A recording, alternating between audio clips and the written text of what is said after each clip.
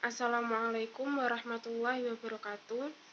Di sini kami dari kelompok 10 yang beranggotakan saya Inayatul Husna dengan NIM 2020610070 dan rekan saya Nanda Fitri Nurulita dengan NIM 2020610090 akan mempresentasikan hasil diskusi kami mengenai penyimpulan tidak langsung, silogisme, dan induksi.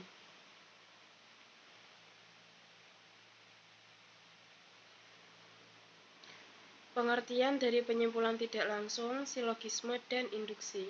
Penyimpulan tidak langsung adalah proses penyimpulan di mana kita menarik sebuah kesimpulan melalui dua premis atau lebih yang dipersatukan. Penyimpulan ini merupakan proses akal budi membentuk sebuah proposisi baru atas dasar penggabungan proposisi-proposisi yang lama. Silogisme. Silogisme adalah proses logis yang terdiri dari 3 bagian. 2 bagian pertama merupakan premis atau pangkal tolak penalaran atau deduktif silogistik. Kemudian induksi. Induksi adalah sebuah bentuk penalaran yang menyimpulkan suatu proposisi umum dari sejumlah proposisi khusus yang berbentuk S ini adalah P, subjek ini adalah predikat. Bentuk dari penyimpulan tidak langsung, silogisme, dan induksi. Yang pertama, bentuk penyimpulan tidak langsung. Contoh, semua orang Jepang berasal dari bangsa Ainu. Hayashi adalah orang Jepang. Jadi, Hayashi adalah keturunan bangsa Ainu. Model penyimpulan seperti ini ada dua macam, yaitu deduksi dan induksi. Dalam penyimpulan deduktif, proses peneralan kita bertolak dari pengetahuan yang bersifat universal menuju pengetahuan yang sifatnya partikular konkret. Adapun dalam penyimpulan induktif, kita bergerak melalui akal budi kita dari dua premis atau lebih menuju kesimpulan yang bersifat lebih umum bila dibandingkan dengan salah satu atau kedua premisnya. Penyimpulan ini diperoleh dengan menggunakan trim antar atau M. Dengan trim antar diberikan alasan mengapa subjek atau S sama dengan predikat atau P, subjek atau S, predikat atau P. 2. Bentuk silogisme. A. Silogisme kategorial.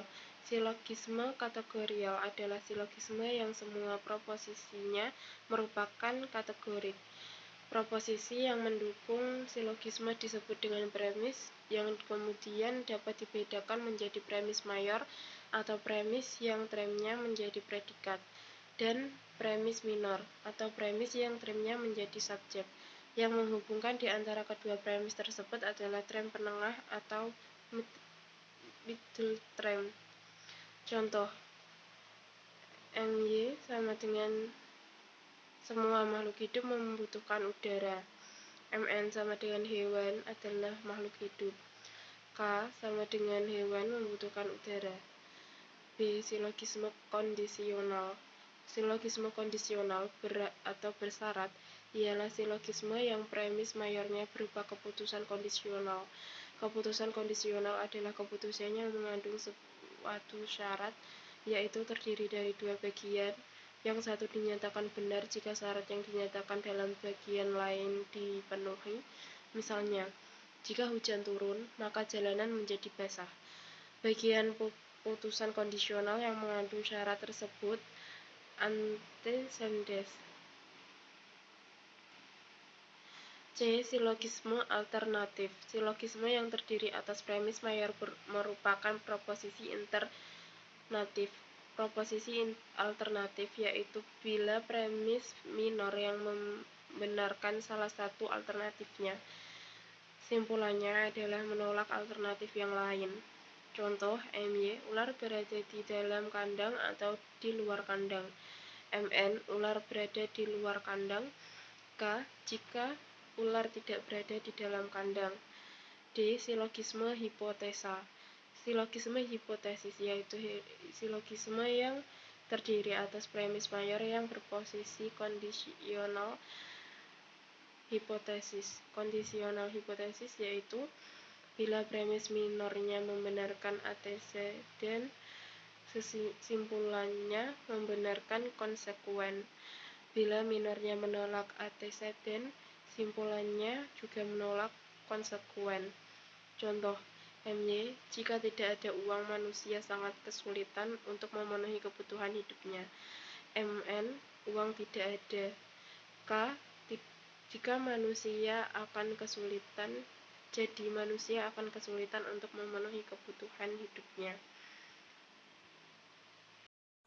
Baik, materi selanjutnya adalah entimen. Entimen adalah silogisme yang dipendekkan. Contohnya, semua perempuan akan melahirkan. Heliana adalah perempuan, jadi Heliana pasti akan melahirkan. Selanjutnya, rantai deduksi.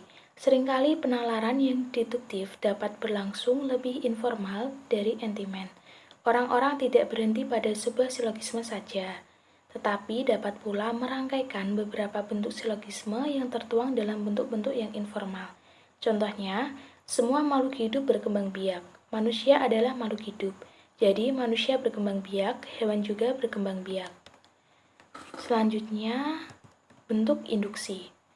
Bentuk yang pertama yaitu generalisasi. Generalisasi adalah proses penalaran yang bertolak dari fenomena individual menuju kesimpulan umum. Contohnya, Steven Gerrard adalah bintang sepak bola dan ia berparas tampan.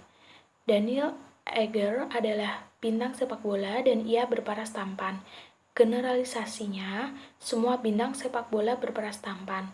Pernyataan semua bintang sepak bola berparas tampan hanya memiliki kebenaran probabilitas karena belum pernah diselidiki kebenarannya. Contoh kesalahannya, Ronaldinho juga bintang sepak bola tetapi ia tidak berparas tampan. Selanjutnya, hipotesa dan teori. Hipotesis atau hipotesa adalah jawaban sementara terhadap masalah yang masih bersifat praduga karena masih harus dibuktikan kebenarannya. Selanjutnya, analogi. Analogi adalah cara benalar dengan membandingkan dua hal yang memiliki sifat sama. Cara ini didasarkan asumsi bahwa jika sudah ada persamaan dalam berbagai segi, maka akan ada persamaan pula dalam bidang lain. Contohnya, Yoga, seorang alumni SMA 3 Depok, dapat diterima kerja di perusahaan Chevron. Oleh sebab itu, Mary yang juga lulusan SMA 3 Depok, pasti bisa juga diterima kerja di perusahaan Chevron. Yang selanjutnya, hubungan kausalitas. Hubungan kausal adalah cara penalaran yang diperoleh dari peristiwa-peristiwa yang memiliki pola hubungan sebab akibat. Salah satu variabel atau independen memengaruhi variabel yang lain atau dependen.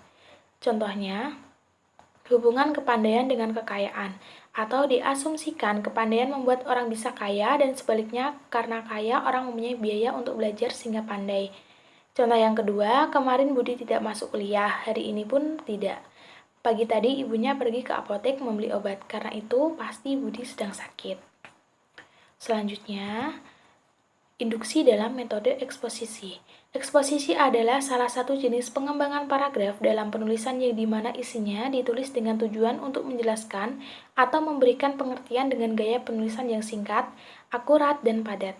Karangan ini berisi uraian atau penjelasan tentang suatu topik dengan tujuan memberi informasi atau pengetahuan tambahan bagi pembaca. Sekian presentasi dari kelompok kami.